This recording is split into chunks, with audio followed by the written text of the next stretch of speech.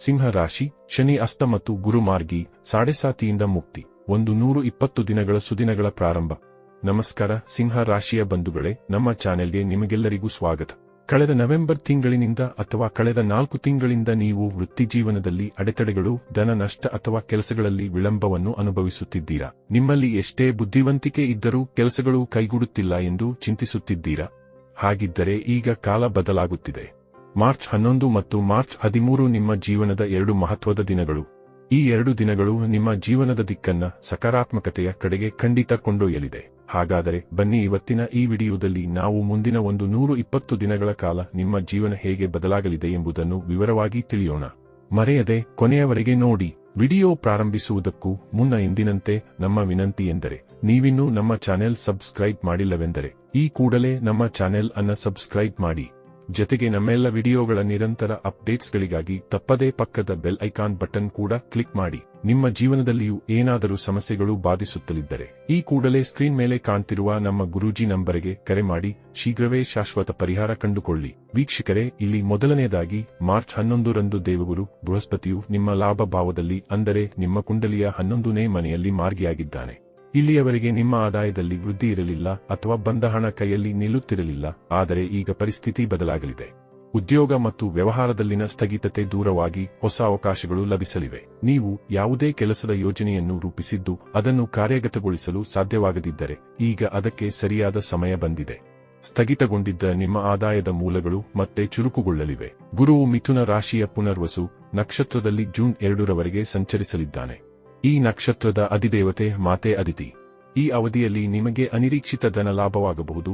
ವಿಶೇಷವಾಗಿ ನೀವು ಮರೆತು ಹೋದ ಹೂಡಿಕೆಗಳಿಂದ ಅಥವಾ ಯಾರಿಗಾದರೂ ನೀಡಿದ್ದ ಸಾಲದ ಹಣ ವಾಪಸ್ ಬರಬಹುದು. ವಿದೇಶಕ್ಕೆ ಹೋಗಲು ಬಯಸುವವರಿಗೆ, ಪಿತ್ರಾರ್ಜಿತ ಆಸ್ತಿ ಅಥವಾ ಅತ್ತೆ ಮಾವನ ಕಡೆಯಿಂದ ಲಾಭ ನಿರೀಕ್ಷಿಸುವವರಿಗೆ ಇದು ಅದ್ಭುತ ಸಮಯ.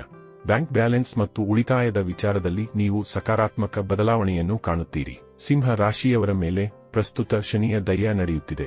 ಇದರಿಂದಾಗಿ ನೀವು ಕಷ್ಟಗಳನ್ನು ಅನುಭವಿಸುತ್ತಿರಬಹುದು. ಆದರೆ ಮಾರ್ಚ್ 13 ರಂದು ಶನಿಯು ಸೂರ್ಯನ ಪ್ರಭಾವದಿಂದ ಅಸ್ತನಾಗಿದ್ದಾನೆ. ಶನಿಯು ಅಸ್ತನಾದಾಗ ಅವನ ನಕಾರಾತ್ಮಕ ಪ್ರಭಾವಗಳು ಕಡಿಮೆಯಾಗುತ್ತವೆ. ಅಂದರೆ ನಿಮ್ಮ ಕೆಲಸಗಳಲ್ಲಿ ಉಂಟಾಗುತ್ತಿದ್ದ ಅಡೆತಡೆಗಳು, ಮೇಲಧಿಕಾರಿಗಳಿಂದ ಸಿಗದ ಬೆಂಬಲ ಮತ್ತು ವೃತ್ತಿಜೀವನದ ಏರಿಳಿತಗಳಿಂದ ಈಗ ನಿಮಗೆ ಸ್ವಲ್ಪ ನಿರಾಳತೆ ಸಿಗಲಿದೆ.